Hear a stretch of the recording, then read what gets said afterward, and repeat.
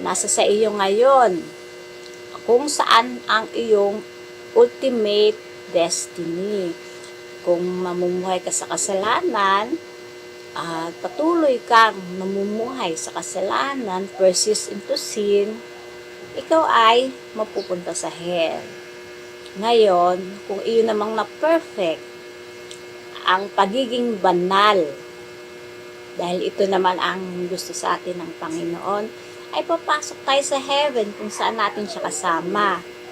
At dahil sa kanyang mercy ay nagkaroon, ibinigay niya ang purgatory kung saan lilinisin kasi di ba kahit sa maliit na kasalanan ay hindi makakapasok sa heaven.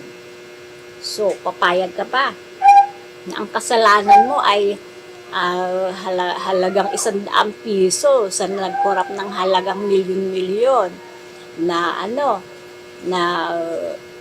di ba, papayag ka bang gano'n na mapunta ka agad ng hell?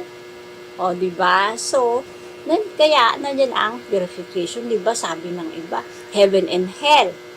O, paano yan? Kaunting kasalanan ay hindi ka na pwede sa heaven. So, saan sila pupunta? Hell na? Yun ang choice nila. Pero tayo sa God's mercy, meron tayong purgatory kung saan tayo ay lilinisin sa ating mga kasalanan.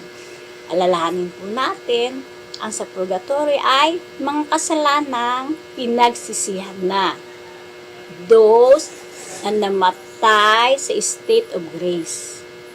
Mga nasa state of grace na pero hindi pa tuluyang napagbayaran ang temporal punishment. Diba yung pinaliwanag ko na dati sa temporal punishment? Diba?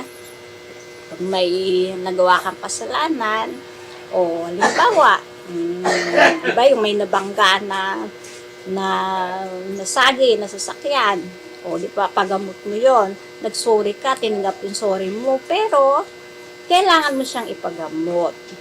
So, ganon. Kaya kailangan ng malinis ang temporal punishment, yung mga natitirang temporal punishment. At yun nga, diba? Diyan pumapasok ang ating indulgences, ang awa ng ating Panginoon. Ayun.